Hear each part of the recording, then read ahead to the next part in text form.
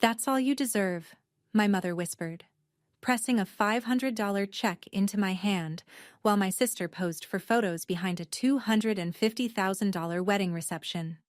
I was standing in the corner of a Ritz-Carlton ballroom. Crystal chandeliers, 200 guests, Moët on every table, filet mignon going cold on fine china. And me, in an $89 black dress from Nordstrom Rack, holding a thin envelope that was supposed to be my mother's answer to the question I'd asked 20 minutes earlier. Will you help me and Marcus the way you helped Meredith? But the $500 wasn't what made me leave that night. It was what she said to the man standing next to me. The man who'd later help me build everything she swore I'd never have. Before I go on, please take a moment to like and subscribe. But only if you genuinely connect with this story. And tell me in the comments. Where are you watching from right now? And what time is it where you are? My name is Sienna Hewitt. I'm 30 years old now.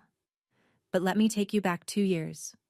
To a Saturday in June, inside a ballroom at the Ritz-Carlton in Hartford, Connecticut, the night I stopped trying to earn my mother's love. I grew up in Glastonbury, Connecticut. The kind of town where every lawn is trimmed to the same height, and every family portrait hangs in the same spot above the fireplace. 4-bedroom colonial on a tree-lined street, 2-car garage, a golden retriever named Baxter. From the outside, the Hewitts looked like a catalog family. From the inside, we ran on a ranking system. My older sister Meredith was the blueprint. Straight A student, captain of the varsity lacrosse team, early admission to Johns Hopkins. She moved through life like someone who'd been told since birth that the world was hers, and she believed it, because our mother made sure she did. Diane Hewitt, 58, former surgical nurse who'd once dreamed of medical school but never applied. She poured every ounce of that unfinished ambition into Meredith like concrete into a mold.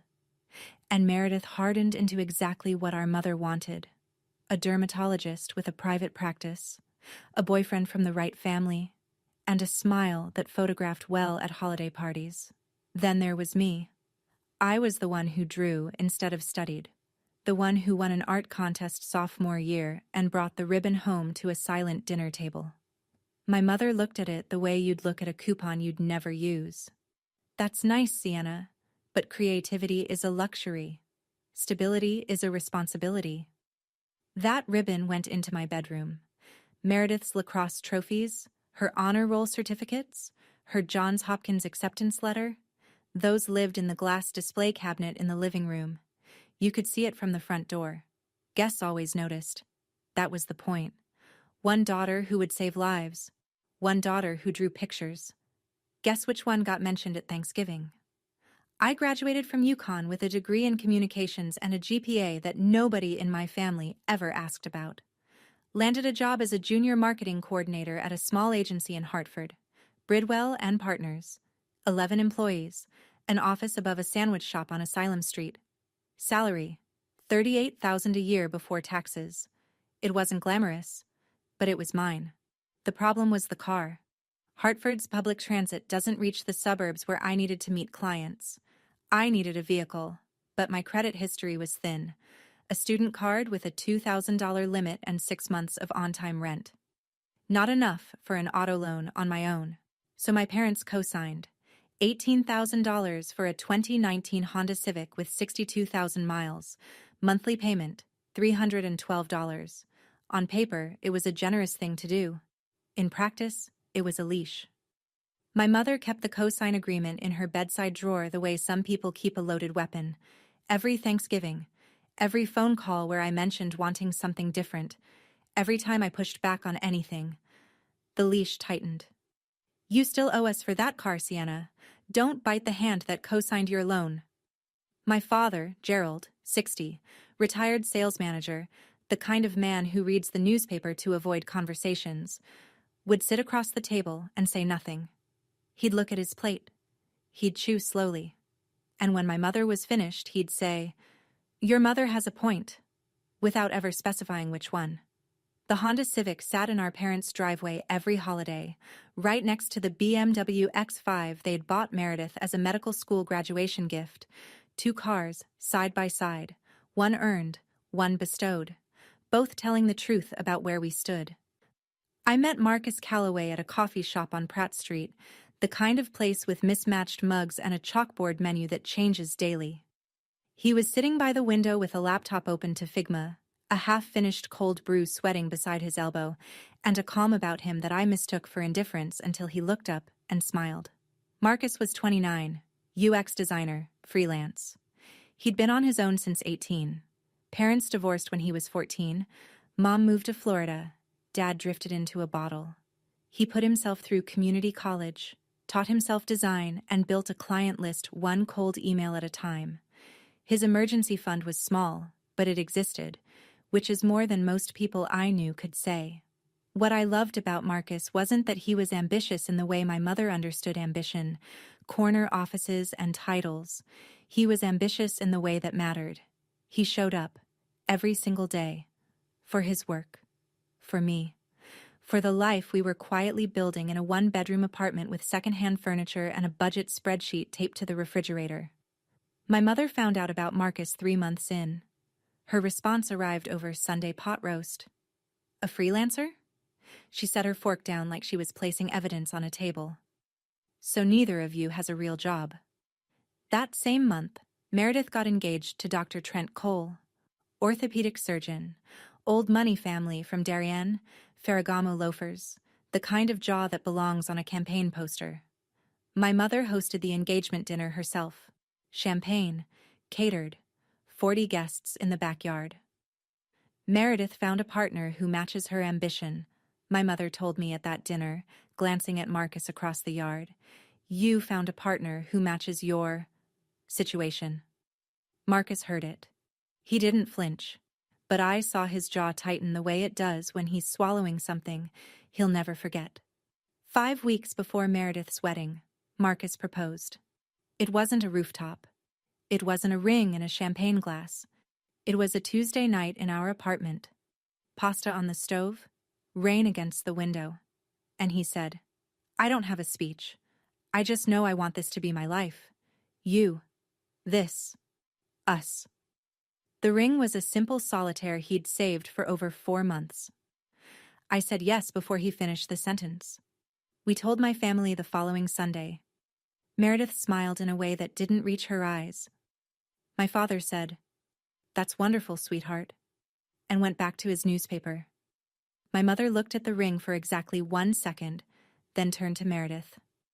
Have you confirmed the florist for the orchids? The wedding planning was already a freight train, the Ritz-Carlton Hartford. A planner flown in from New York. Flowers imported from Ecuador. Not roses, orchids, because Meredith said roses were predictable. The budget had crossed $250,000, and my mother spoke about it the way people talk about renovations. Necessary, overdue, an investment in the right things. My role in the wedding was assigned, not discussed. I would manage the guestbook table. The guestbook table, a small podium by the entrance, away from the ceremony, away from the reception, away from every photograph. I'd greet guests, hand them a pen, and smile. Meredith texted me the week before. You can bring Marcus. Just don't let him talk to Trent's colleagues about freelancing. It's not the same world. I stared at that text for a long time. I should have said something. I didn't. The wedding was in 5 weeks. I didn't know yet that it would be the last time I'd sit at my family's table.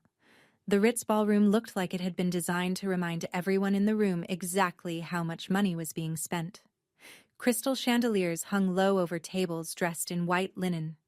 Each centerpiece was a sculpted tower of white peonies and trailing jasmine, flanked by diptyque candles that filled the air with tuberose and warm cedar. A string quartet played Pachelbel in the corner. 200 guests in cocktail attire, place settings with gold-rimmed chargers, 3 forks per person. I arrived early, as instructed. My dress was black, simple, cap-sleeved, purchased online from Nordstrom Rack during a 70% off clearance event. $89. I'd tried it on 3 times in our bathroom mirror before deciding it was fine. It was always going to be fine. Nobody was looking at me. Meredith floated through the ceremony in custom Vera Wang, a cathedral-length veil trailing behind her like a promise the world had already agreed to keep. She looked beautiful. She always did. My mother stood in the front row in champagne silk, dabbing her eyes with a monogrammed handkerchief, and I thought, she's never looked at me the way she's looking at Meredith right now. Not once. After the ceremony, I took my place at the guest book table. I smiled. I handed out pens. I said congratulations 47 times to people who didn't know my name. One of my mother's cousins, Aunt Deborah, 70s, pearls, 3 glasses of Pinot Grigio deep, squinted at me as she signed. "Oh, you're the other one?" I kept smiling. "I'm Sienna." Right. Diane always talks about Meredith. She's the star of the family, isn't she?" Marcus was seated at table 14, last row, near the service entrance, next to 2 of Trent's distant work acquaintances who spent the night talking about golf handicaps. The toasts were finished. Meredith and Trent had their first dance, Sinatra naturally, and the room had that loose, champagne-warm haze that settles over expensive parties when the bill is already paid. I'd left the guest book table to find Marcus. I wanted to sit with him, eat something, maybe steal one quiet moment before the night ended. But I only made it halfway across the ballroom before my mother appeared at my elbow. "Sienna, come here." She pulled me toward a corner near the bar, not quite private. 3 or 4 guests at a nearby high-top table could hear us if they listened. A waiter was restocking champagne flutes 2 feet away. "I know you and Marcus are planning something," she said. Her tone was the same one she used when I was 12, and she caught me drawing instead of doing algebra homework. Disappointed, but unsurprised. "You asked me last week if we'd help with your wedding. So here." She pressed a white envelope into my hand. Standard size. Light. I opened it. A check. $500. Written in my mother's neat cursive. Memo line. Wedding contribution. Sienna. I looked up. She was watching my face the way a scientist watches a test subject. "That's all you deserve." She said it softly, barely above the music. But the waiter heard. I saw his hand pause on the champagne flute. A woman at the high-top table glanced over, then quickly looked away, the way people do when they've witnessed something they wish they hadn't. $500. My sister got $250,000. I got $500. And a memo line that made it official. I folded the check, put it in my clutch, looked my mother in the eye. I didn't say a word. And I think that scared her more than anything I could have said. I walked back to table 14. Marcus saw my face before I sat down. He reached for my hand under the table. "What happened?" "Later," I said. "Not here." But here found us anyway. My mother appeared at our table 10 minutes later. She'd had another glass of champagne, not enough to slur, but enough to remove whatever thin membrane of restraint had kept her cruelty semi-private until now. She stood at the head of the table, and 6 people I'd never met looked up at her. She looked at Marcus. Not at me, at him. "I hope you're not expecting us to fund your wedding, too."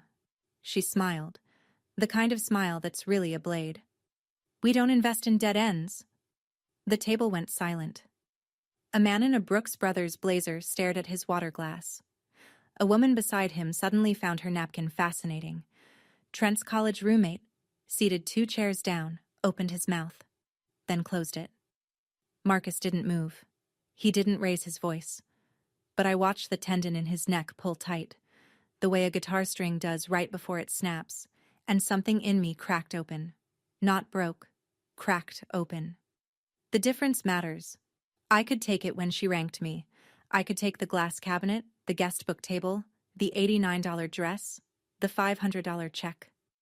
But this man who built his life from nothing, who never asked my family for a single thing, did not deserve to be gutted in public by a woman who didn't know his name until 3 months ago. I stood up, leaned close to Marcus. "We're leaving." He nodded. No hesitation. As we crossed the parking lot, gravel crunching under our shoes, I said the first clear thing I'd said all night. "I need to refinance that car loan. Tomorrow." Marcus opened the passenger door of the Honda Civic for me. "I already have the paperwork pulled up on my laptop." By 7 the next morning, my phone had 12 missed calls from my father, 3 text messages from Meredith, and a silence from my mother that was louder than all of them combined. Gerald, please call us.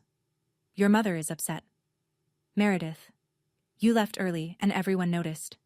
People were asking where you went. You ruined my reception, Sienna. I hope you're happy. Meredith again? This was supposed to be my day. And my mother? Nothing. Not a word. Because Diane Hewitt didn't chase. She waited for you to come back apologizing. I didn't reply to any of them. Marcus and I sat at our kitchen table, the small one from Target that wobbled on the left side, with his laptop between us and 2 cups of coffee going cold. On the screen, refinancing options for the auto loan. My credit score glowed in the corner of the browser.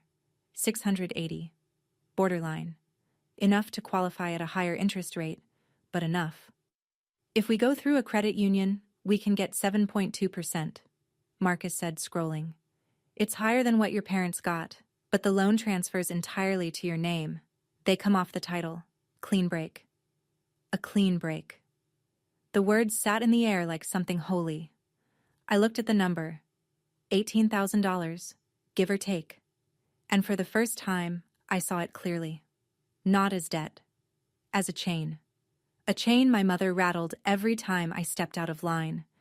And here was Marcus, at 7 in the morning, with paperwork already pulled up, showing me exactly how to cut it.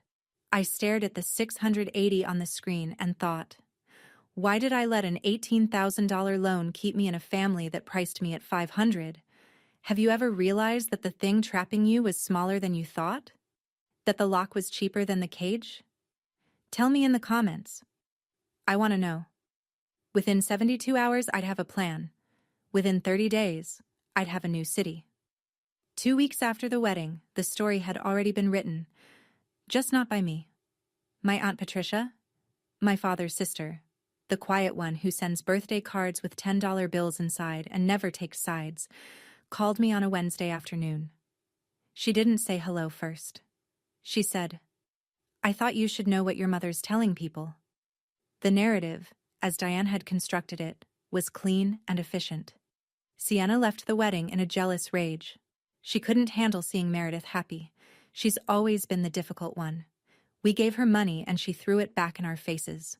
Every family dinner, every phone call with cousins, every conversation at the grocery store with neighbors who'd known us since we were in car seats. The story spread the way my mother intended. Quietly, thoroughly, like wallpaper paste. Then came Instagram. Meredith posted from her honeymoon in Amalfi, standing on the bow of a chartered boat, Dior sunglasses pushed up on her head, Trent's arm around her waist, the Tyrrhenian Sea glittering behind them. Caption: grateful for family who shows up. Some people can't handle other people's blessings. 47 comments, hearts, fire emojis. You're so graceful about it, Mer. Their loss, babe. Living your best chapter. I saw it because a college friend screenshot it and sent it to me with a single question mark. I stared at the photo for 10 seconds. Then I closed the app, opened my laptop, and went back to the pitch email I was drafting for a potential client, a small bakery in East Austin that needed help with social media. Aunt Patricia texted once more that week. Short. I saw what happened at the wedding. Your mother was wrong. That's all I'll say. Not an ally, just a witness. Sometimes that's enough to keep you sane. They can have the story, I told Marcus that night. I'll have the results. The phone rang on a Thursday evening, 3 weeks after the wedding, 9 days after I'd submitted the refinancing application to a credit union in Hartford. I saw the name on the screen and felt my stomach drop the way it does when you hear a fire alarm in a building you thought was safe. Mom. She never called. She summoned. She waited. She let silence do the work. The fact that she was calling meant she'd heard something she didn't like.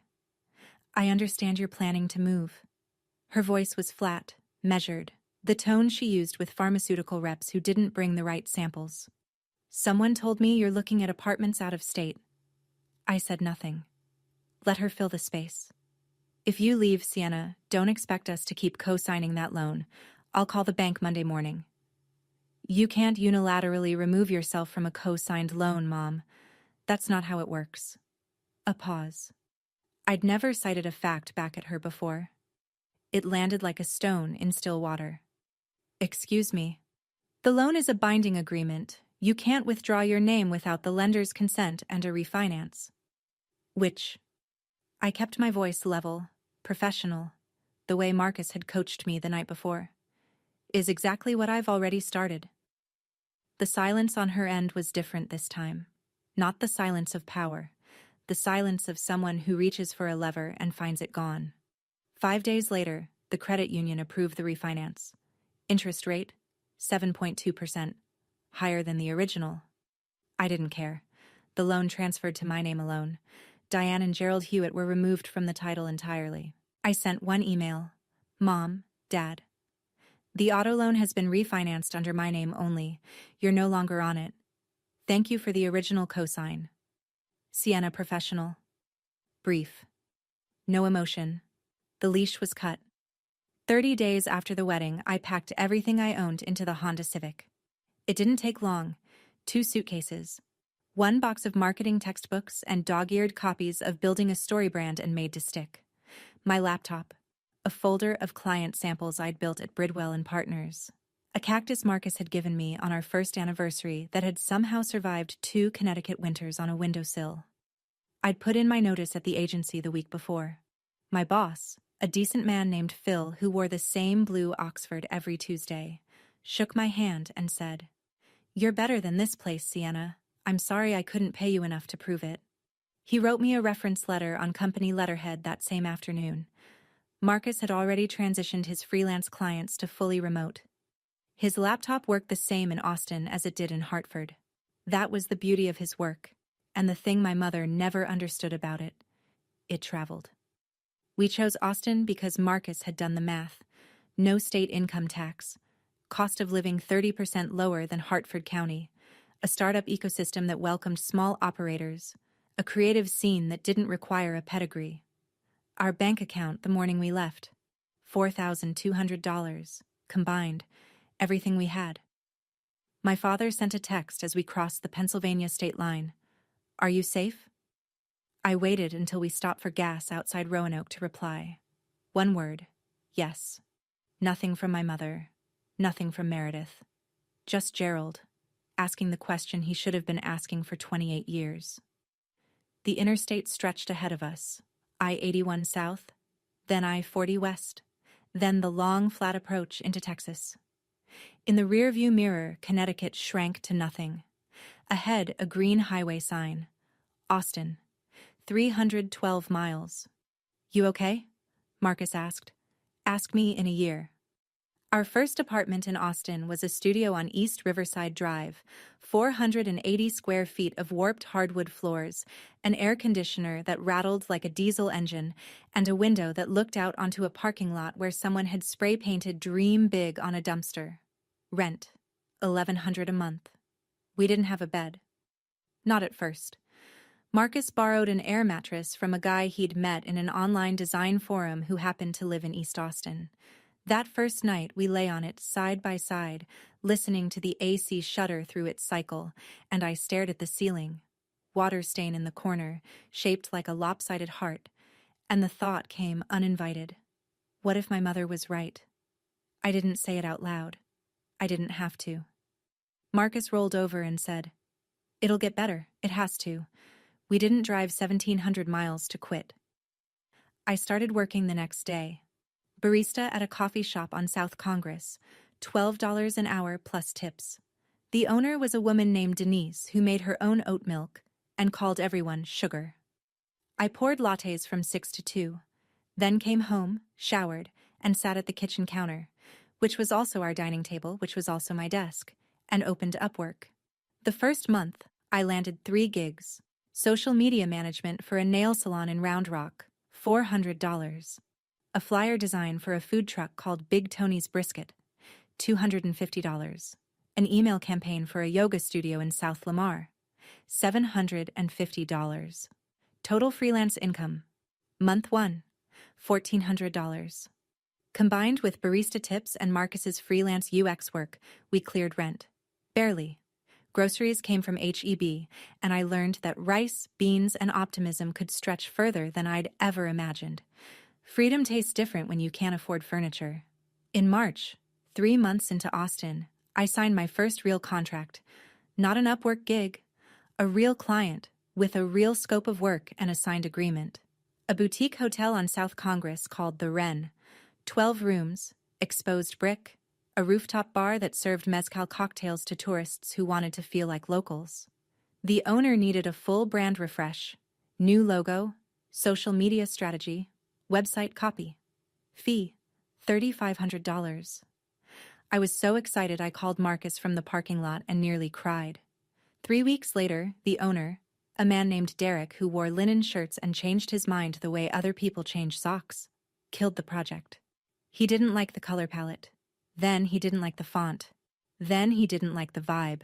He canceled the contract, paid 50% as the kill clause required, and moved on to a buddy from LA who'd do it for free. $1,750. 3 weeks of work.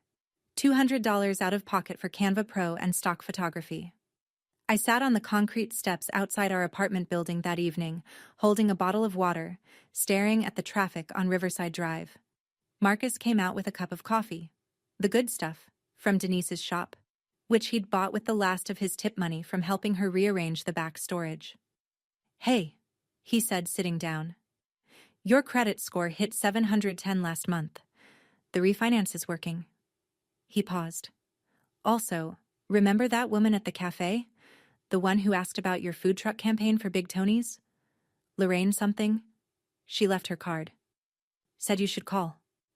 "Who's Lorraine?"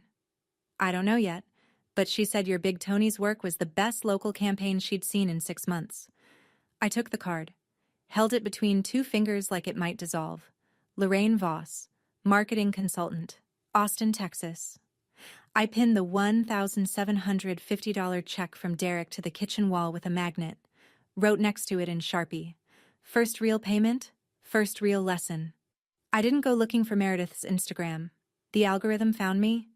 One night in April, sitting cross-legged on the air mattress because we still hadn't bought a couch, I was scrolling through industry hashtags for hospitality marketing ideas when the app decided I might also enjoy a photo of my sister standing in her new kitchen. Colonial-style house, 4 bedrooms, Calicotta marble island, brass pendant lights, fresh white subway tile backsplash that probably cost more than my monthly rent. The caption read, "Dream home with my dream man." The house was in West Hartford, bought with the $250,000 wedding gift as a down payment plus a mortgage Trent had co-signed. My parents' investment, appreciating nicely. Or so the caption suggested. I started to close the app, then stopped. Something was off. The post had fewer likes than Meredith's usual content. She had nearly 200,000 followers, mostly patients and lifestyle-adjacent accounts. And buried in the comments, a friend had written, "Where's Trent? Haven't seen you two together in a while?" Meredith's reply, "He's busy saving lives." The exclamation marks were doing a lot of heavy lifting. I closed the app, opened my laptop, pulled up the pitch email I was drafting for a bed and breakfast in Dripping Springs that needed help with their booking funnel. Meredith's kitchen had a 6-burner Wolf range. I was sitting at an IKEA lac table I'd assembled wrong twice. The legs were slightly uneven, so my laptop tilted 1 degree to the left, always. Every email I'd sent for 4 months had been written at a slant. I didn't know it then, but Meredith's dream home was already worth $60,000 less than what they'd paid for it. The Connecticut housing market had softened, and Trent wasn't busy saving lives. He was busy ruining theirs. May was the month that nearly broke us. 5 months in Austin. The numbers on my banking app read like a countdown.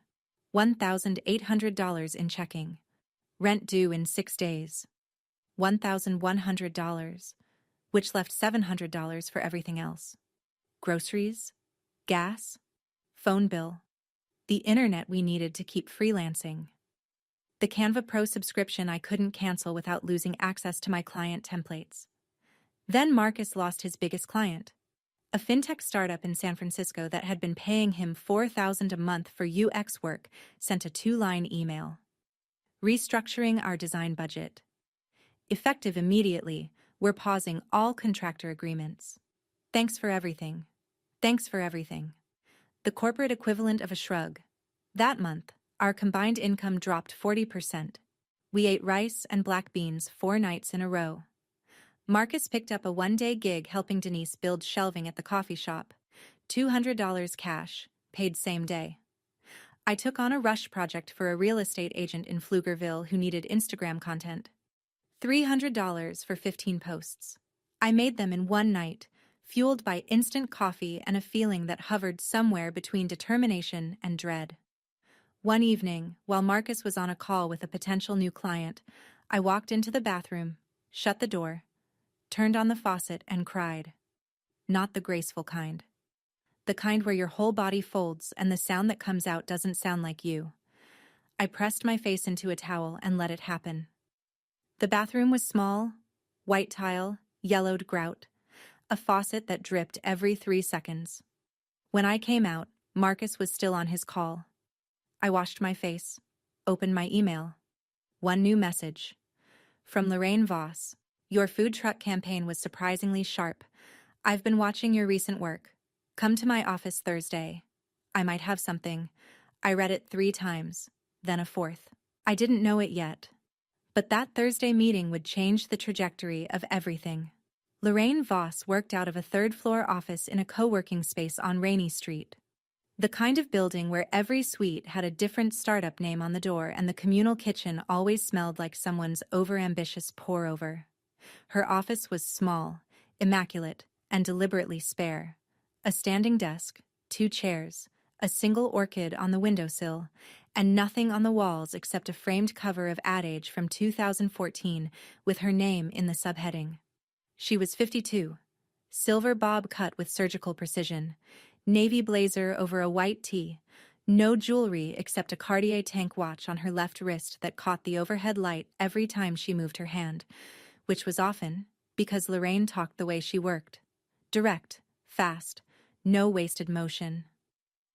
Your Big Tony's brisket campaign increased their weekend foot traffic by 34%, she said before I'd fully sat down. I called Tony. He confirmed the numbers. That's not luck. She paused. Looked at me the way a contractor looks at a load-bearing wall, assessing what it can hold. But your pricing is amateur. You charged $800 for work worth $4,000. You're not doing yourself any favors by being cheap. You're telling clients you don't believe in your own value. The words hit closer to home than she knew. Here's what I'm offering. I have 2 hospitality clients. A boutique hotel in the Domain and a bed and breakfast out in Hill Country. Both need social media strategy and brand refreshes. I'll refer you if, and only if, you come back to me with a proper proposal, proper pricing, and a registered LLC. Not a freelancer with an Upwork profile. A business. She checked her watch. You have 48 hours. I stood. My hands were shaking. Thank you, Lorraine. Don't thank me, earn it. I don't refer sloppy work. I walked to my car, sat behind the wheel, and called Marcus. I need you to help me register an LLC tonight. That night, Marcus and I sat at the wobbly IKEA table with his laptop open to the Texas Secretary of State website. The filing form for a limited liability company was surprisingly simple. Name, registered agent, address, purpose.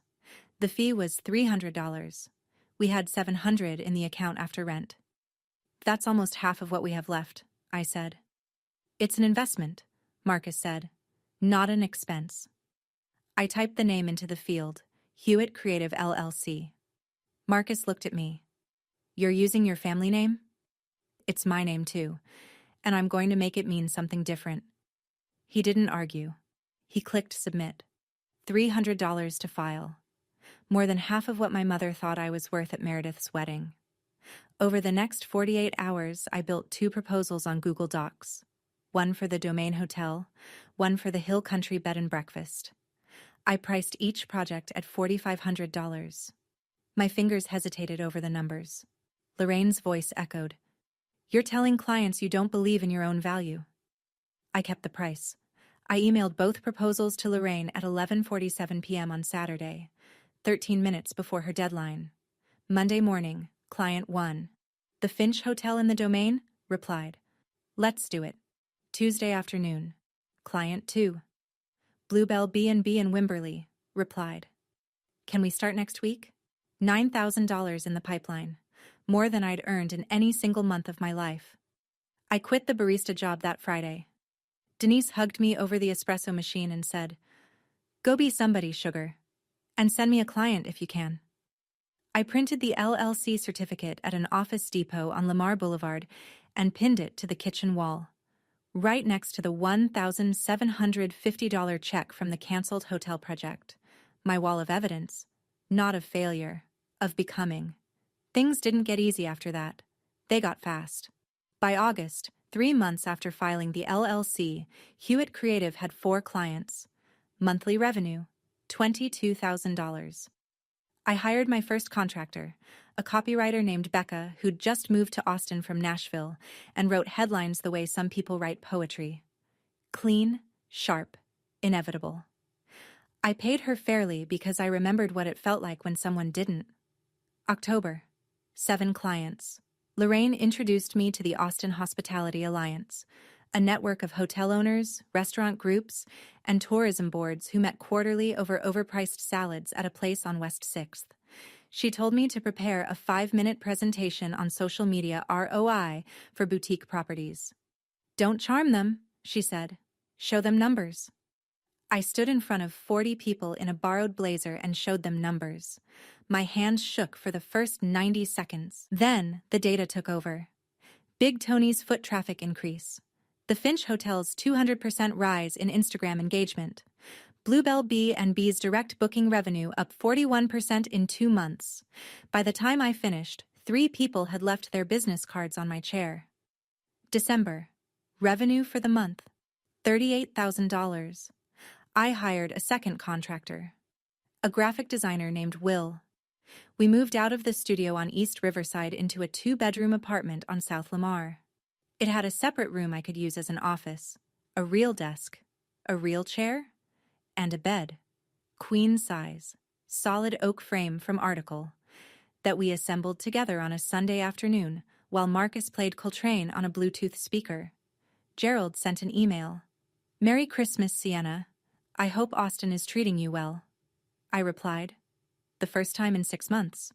"It is." "Merry Christmas, Dad." Short, but not closed. Not anymore. Every invoice I sent felt like a sentence in a letter I was writing to my future self. 1 year in Austin. Hewitt Creative. 12 retainer clients. 2 full-time employees besides myself, and a revenue number I had to read 3 times on the spreadsheet before I believed it. $480,000. Gross. Not profit. I want to be honest about that. After salaries, software, contractor fees, and taxes, the take-home was a fraction. But the trajectory was real. And for the first time in my life, the graph was pointing up because of something I'd built with my own hands. We leased a small office, 800 square feet on East 6th Street, a converted storefront with exposed ductwork, polished concrete floors, and a glass front door. Marcus designed the logo himself. Hewitt Creative in clean sans serif. Slate gray on white. We had it printed on the glass. The first morning, I stood on the sidewalk and watched the Austin sun hit those letters, and the light cast the name across the floor inside like a shadow in reverse. That was the month Marcus proposed properly. We'd been engaged since before the wedding. That quiet Tuesday night proposal in Hartford felt like another lifetime. But we'd never had a ceremony. He took me to a rooftop bar on Congress Bridge at dusk, right when the bats begin their nightly migration. 1 million of them spiraling into the pink sky. And he said, "We should make this official, not for anyone else. For us." We got married at the Travis County Courthouse on a Wednesday. 15 guests.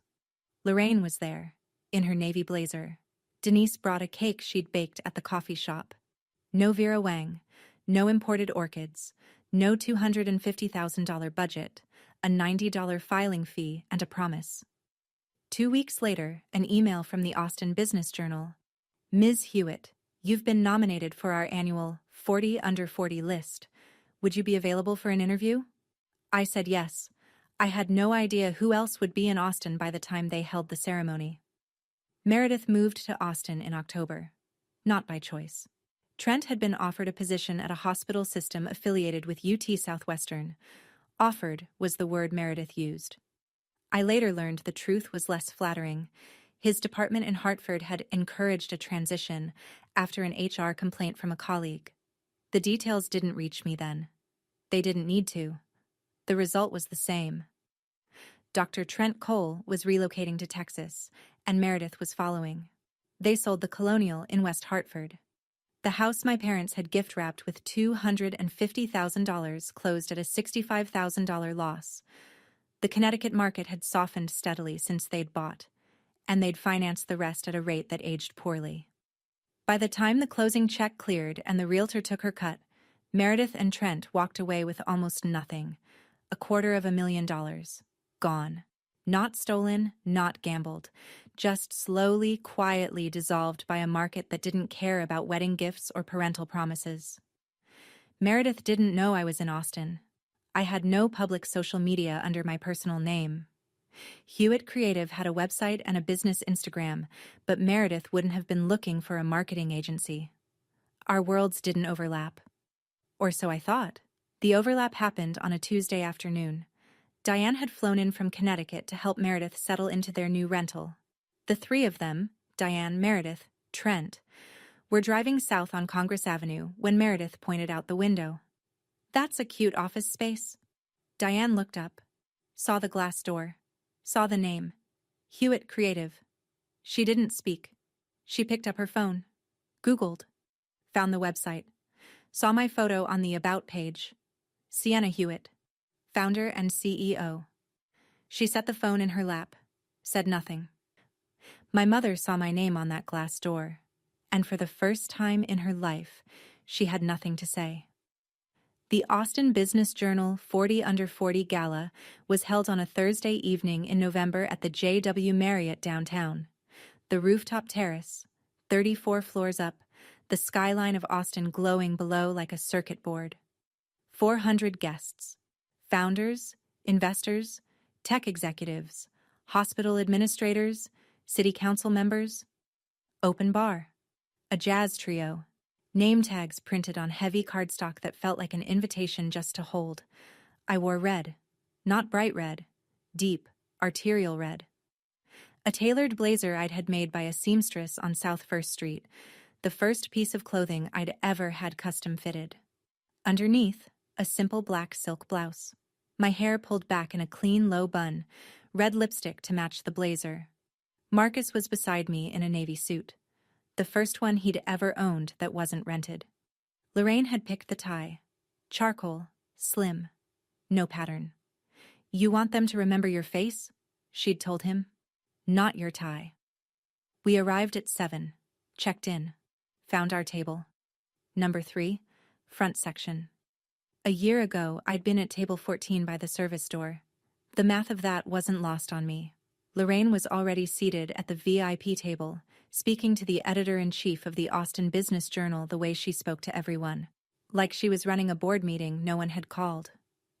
What I didn't know, as I adjusted my blazer and scanned the room, was that 6 tables behind me, back section near the bar, Trent Cole was settling into a chair.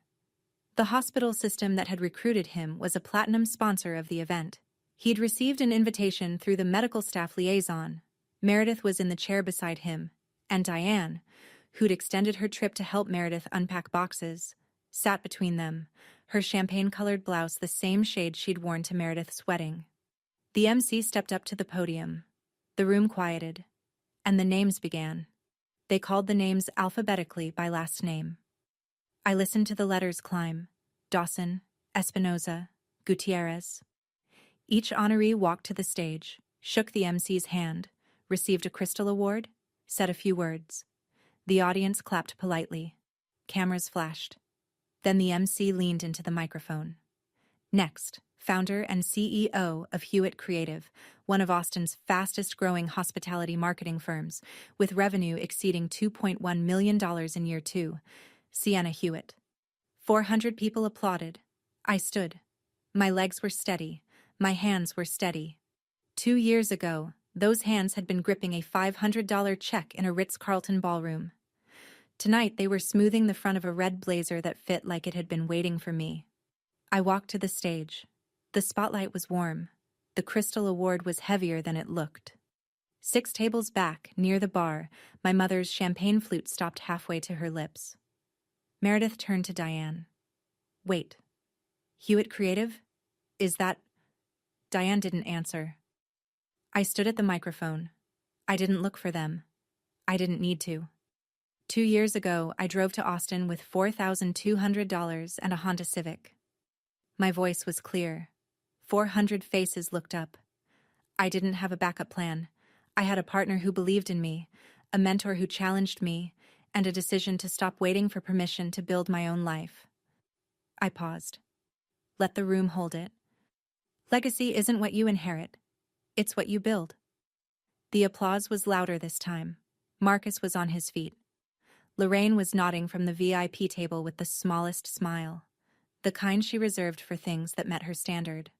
I walked back to table 3, and as I sat, my eyes drifted across the room, across the 400 faces and the candlelight and the skyline, and landed, for 1 second, on my mother. She was looking at me. I held her gaze. I nodded. Once, small, the way you acknowledge someone you recognize but haven't spoken to in a long time. Then I turned back to Marcus, and I let the evening continue without her. I heard what happened next from Aunt Patricia, who heard it from Gerald, who was home in Connecticut but received a phone call from Diane at 10:47 that night. The story traveled the way all Hewitt stories travel, through the family telephone line, quietly, with just enough detail to wound. The gala ended at 10. Meredith and Diane walked to the parking garage in silence while Trent stayed behind to network. Or whatever Trent called what he did when his wife wasn't watching. The parking garage was underground. Concrete walls.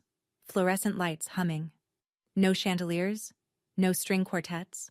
No Instagram filter that could soften what was about to happen. Meredith sat in the driver's seat of her BMW.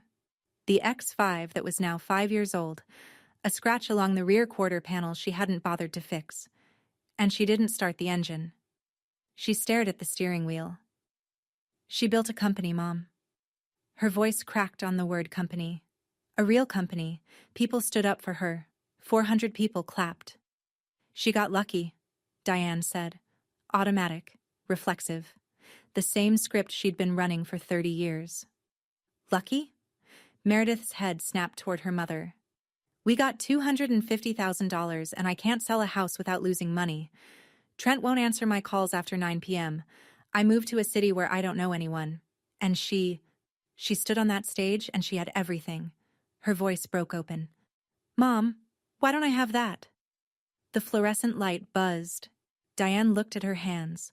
Her nails were perfect. They were always perfect. But her hands were still. I did what I thought was best, she said.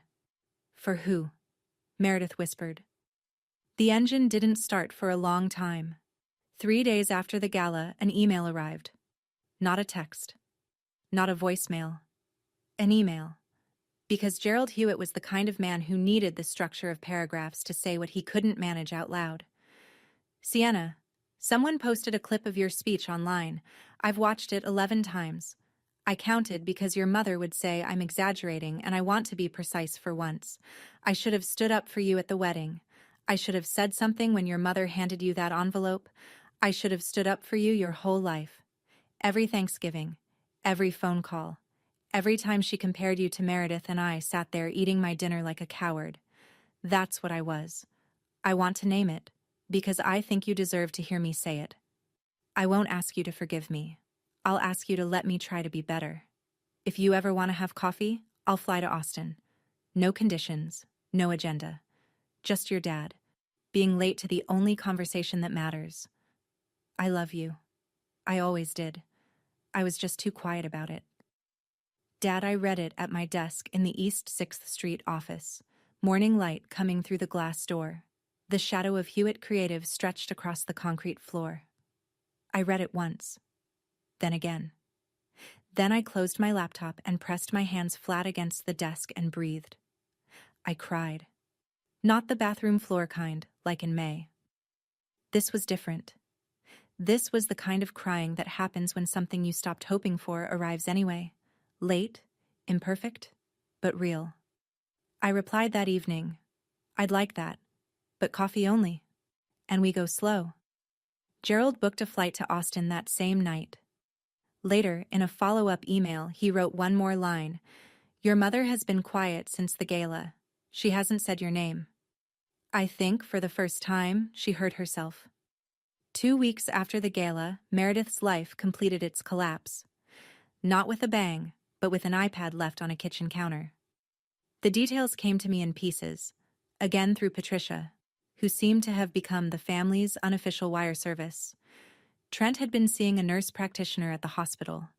Not a rumor, not a suspicion, but a chain of iMessages that synced to the iPad he'd left charging next to the coffee maker. Meredith opened it looking for a recipe app. She found 6 months of conversations instead.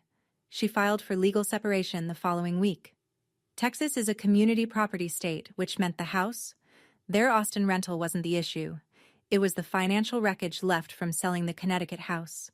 The remaining mortgage, the credit lines, the car payments, all had to be split. Attorney retainer, $15,000. Money Meredith didn't have in liquid cash because her dermatology license hadn't transferred to Texas yet, and Trent had been the primary earner since they'd moved. She called Diane first. "Mom, I need help. Can you and Dad—" "We already gave you $250,000, Meredith. We don't have more. Your father is retiring. We have our own expenses." The same mother who'd funded a $250,000 wedding couldn't fund a divorce. Or wouldn't. Either way, the vault was closed. Then Meredith called me. I didn't answer. I was in a client meeting. An honest reason, though I'm not sure I would have picked up regardless. Her voicemail sat in my phone for 3 hours before I listened. "Sienna, it's Meredith. I know I don't deserve this call, but I don't know who else to call." I sat with it. Marcus found me on the couch that evening, phone in my lap, staring at nothing. "I'm not going to rescue her," I said. "But I'm not going to gloat either." Marcus nodded. "That's the right line." It was, and I held it. 1 month after the gala, Hewitt Creative signed its largest contract. A full rebrand for a chain of 8 boutique hotels across the Texas Hill Country. Website, social media, email marketing, photography direction, the works. Contract value, $340,000, phased over 12 months. The Austin Business Journal ran a feature. The headline, "How Sienna Hewitt Built a $2 million Agency in 2 Years Without a Dollar from Anyone." The journalist, a woman named Rachel who'd been at the 40 Under 40 gala, asked me about my background. I told her the truth, minus the names. I said I'd come from a family that didn't believe in my career path. She wrote it as, "Hewitt launched Hewitt Creative with no outside investment, no family backing, and no safety net, just a laptop and a conviction that her work had value." That same month, we placed a billboard on Congress Avenue, standard advertising, part of a campaign to attract new hospitality clients. The design was simple. Hewitt Creative's logo, a photograph of a hotel lobby we'd rebranded, and the tagline, "Your story, told right." I approve the placement for business reasons, but I won't pretend I didn't notice that the billboard stood 6 blocks from Meredith's rental apartment, on the route she drove every day to the temporary clinic where she'd started consulting. Sometimes I wonder, if my mother had given me $250,000 instead of $500, would I be here? Would I have moved to Austin? Would I have registered an LLC on a kitchen table with $700 left in my account? Or would I have settled into something safe and never learned what I was capable of? I don't know the answer, but I think the fire matters more than the money. What do you think? Do the worst things that happen to us sometimes become the best? I'd love to hear your take in the comments. I didn't put that billboard up for my mother, but I'd be lying if I said I didn't smile when I drove past it. Gerald made it happen. He called it coffee, and he meant it literally. No family meeting, no therapy session, no ambush. Just a table at a shop on South Congress, 4 blocks from where I'd once poured lattes for $12 an hour. I arrived first, ordered a black coffee, sat in the chair facing the door because I'd learned in 2 years to see what was coming. Diane walked in at exactly 10 o'clock. Her hair was grayer than I remembered, the ash blonde now silver at the temples. She wore a Burberry trench coat over a white blouse, but her handbag was old. The same Coach bag she'd been carrying for 5 years. Something about the combination told me everything. The armor was the same, but the resources behind it had thinned. She sat down, ordered green tea, wrapped her hands around the mug like she needed something to hold. "You look well," she said. "I am well." Silence. The espresso machine hissed behind the counter. A woman at the next table was reading a novel and pretending not to listen. "I didn't think you could do it," my mother said. Not cruel this time, just honest. Maybe for the first time. I know. Maybe I was wrong. I let those 4 words hang. They were the most she'd ever given me that wasn't wrapped in a condition. "You were," I said. "But I didn't build my company to prove you wrong. I built it because I needed to prove something to myself." I took a breath. "I don't need an apology, Mom. I need you to stop telling people I left out of jealousy. That's the minimum." She nodded. Her eyes reddened. Not tears, not quite, but the closest I'd ever seen Diane Hewitt come to the border. "If you want to know me, the real me, you can start by having coffee with me once a month. But you don't get to rank your daughters anymore. That system is over." 2 cups on a wooden table. Same size, same saucer. No one's bigger. 6 months after that coffee shop, the scoreboard looked like this. Diane and I had met 4 times. Always coffee. Always the same shop on South Congress. The conversations were short. 30 minutes, sometimes 40. She asked about the business. I told her what I felt like sharing. She didn't compare me to Meredith. Not once. I don't know if she'd changed or if she was simply performing change, and I'd decided that wasn't my problem to solve. My job was to hold the boundary. Her job was to respect it. Gerald flew to Austin in January. He sat at a picnic table at Franklin Barbecue with Marcus and me, a tray of brisket on brown paper between us, and he cried. Not dramatically. Gerald doesn't do anything dramatically, but quietly, his shoulders shaking, his napkin pressed against his eyes. "I'm proud of you," he said. I should have been saying that for 28 years. I reached across the paper and held his hand. Marcus put a brisket rib on his plate and said, "Eat, Gerald. It's better when it's warm." My father laughed through his tears. It was the best meal I'd had in Austin. Meredith's divorce was finalized in March. She sold what little remained of the joint assets, absorbed the $65,000 housing loss, and moved into a small apartment in East Austin, 800 square feet, no marble countertops, no wolf range. She was consulting at a dermatology clinic 3 days a week while waiting for her Texas license to clear.